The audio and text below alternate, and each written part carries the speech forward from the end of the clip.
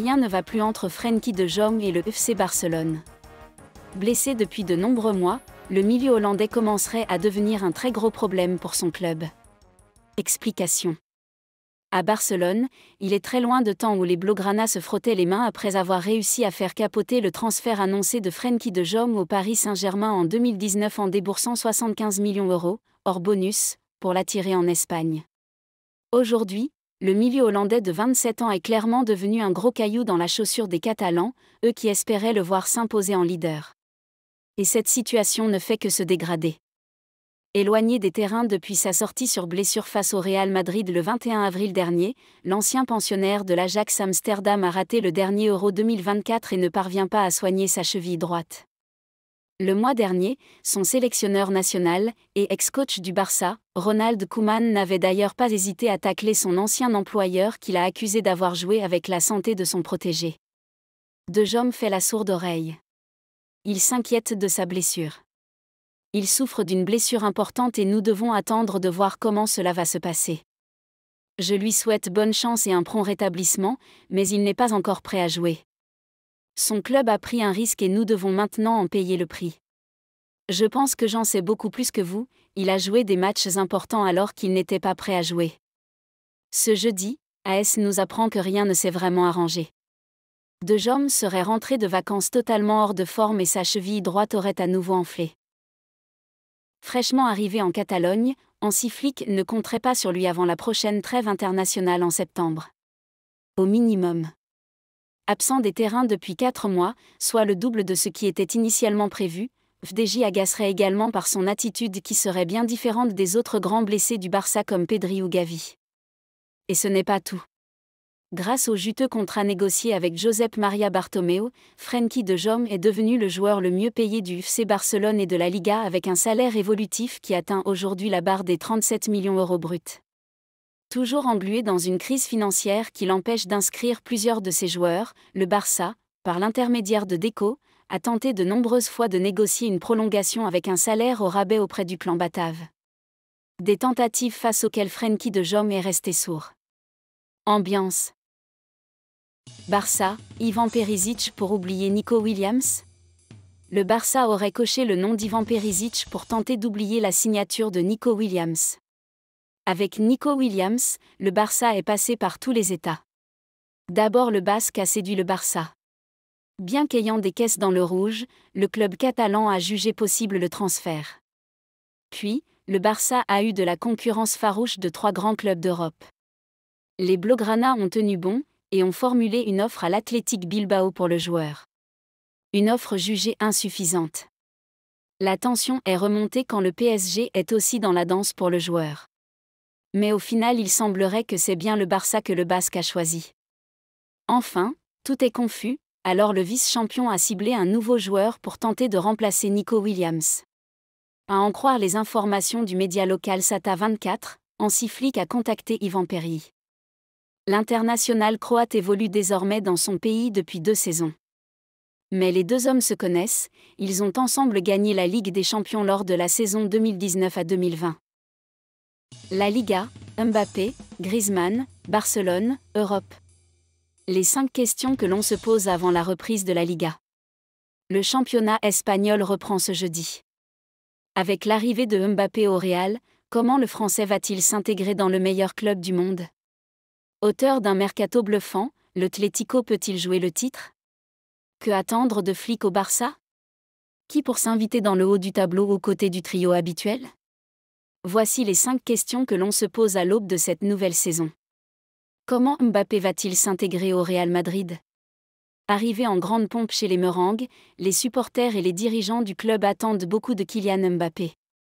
Le Français arrivera-t-il à maintenir son niveau de performance du PSG après un Euro 2024 raté? Normalement, tout est réuni pour que le numéro 9 du Real s'intègre parfaitement dans son nouveau club. Un talent hors norme, un Espagnol quasi parfait et une bonne entente avec ses coéquipiers à l'entraînement. Ne reste plus qu'à étaler toute sa classe sur les terrains de la Liga. Pour autant, le Real se heurte à un problème de riches. Comment faire fonctionner un secteur offensif déjà composé de Bellingham, Vinicius, Rodrigo et Endrick fraîchement arrivés? Ancelotti devra faire des choix. Mbappé au détriment d'un des membres du trio magique de l'an dernier, quitte à froisser les égos ou reculer Bellingham d'un cran? Car si tout semble aller pour le mieux à l'entraînement, des tensions peuvent toujours arriver en cours de saison. Aurons-nous un penalty gate ou un pivot gang comme à Paris? Des questions par dizaines qui ne manqueront pas de donner des migraines aux techniciens italiens du Real. L'Atlético de Griezmann joue-t-il enfin le titre? Depuis le titre en 2021, l'Atlético de Madrid n'a plus soulevé un trophée de champion d'Espagne. Une saison particulière avec un Messi esseulé à Barcelone et un Real Madrid de Zidane auteur d'une surprenante saison blanche. Pire encore, son joueur star, Antoine Griezmann, qui entame sa 16e saison en Liga, ne l'a jamais remporté. Une anomalie.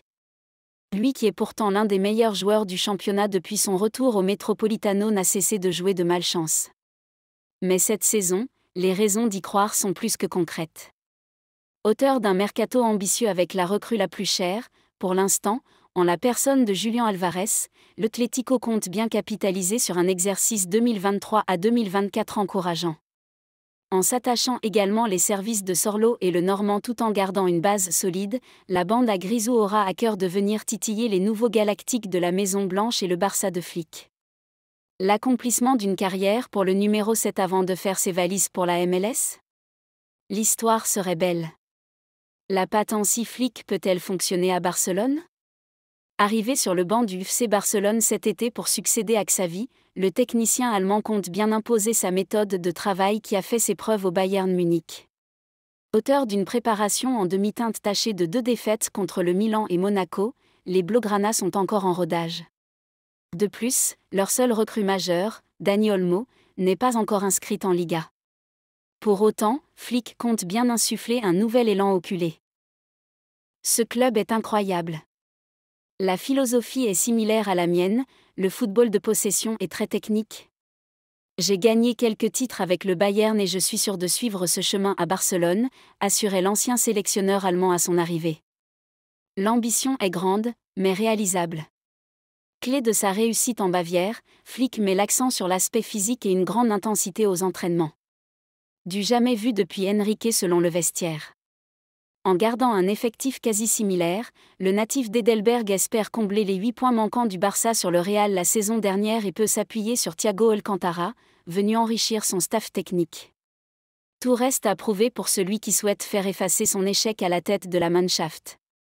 Les gros de la Liga vont-ils reproposer du beau jeu? Avec 2,64 buts par match la saison dernière, la Ligue espagnole est la deuxième la moins prolifique des 5 grands championnats, légèrement derrière la Serie A, 2,61, mais bien derrière la Bundesliga, 3,22, et la Premier League, 3,28. Un chiffre loin des 2,94 buts par match lors de la saison 2016 à 2017, un championnat avec Messi, Ronaldo, Benzema, Neymar, Griezmann & co. Aujourd'hui, le spectacle en Liga semble avoir laissé la place à la raison. Un jeu posé, plus lent, plus défensif. Et étonnamment, ce sont souvent sur les gros du championnat que pleuvent les critiques.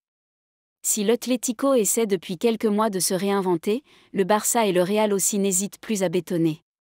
Un choix qui peut s'expliquer par un calendrier chargé. Ce sont souvent les mêmes qui se disputent le championnat et qui jouent plusieurs matchs par semaine. En conséquence, on observe une certaine suffisance en Liga avant de lâcher les chevaux en Europe. Malheureusement, le nouveau format de la Ligue des Champions ne risque pas d'arranger les choses. Comme la saison dernière, les suiveurs les plus avertis pourront se satisfaire du jeu attrayant de plus petits clubs, comme ce fut le cas avec Gérone, la Real Sociedad ou encore le Rayo Vallecano. Qui sera le prochain Gérone? Surprenant 3e du dernier exercice et à la course pour le titre jusque dans les dernières journées du championnat, Gérone connaîtra sa première expérience en Ligue des Champions, mais avec un effectif bien différent. Orphelin du Pichichi Dovbyk ou encore du petit génie Savino, ce n'est pas moins de 5 titulaires qui ont quitté la Catalogne. Dans ces conditions, dur pour Michel de reproduire tel exploit. Surtout que du côté des concurrents au top 4, le FC Séville a été très actif sur le mercato et compte bien retrouver les places européennes après 2 saisons compliquées. Du côté du Pays Basque, l'Athletic Bilbao, vainqueur de la Copa del Rey, est un concurrent sérieux. Nico Williams est toujours là et l'effectif n'a quasiment pas changé. Enfin, la Real Sociedad semble un peu en retrait. Les sixièmes du dernier exercice ont perdu Robin le Normand et n'ont toujours pas trouvé de remplaçant au champion d'Europe, pièce maîtresse du club de San Sébastien.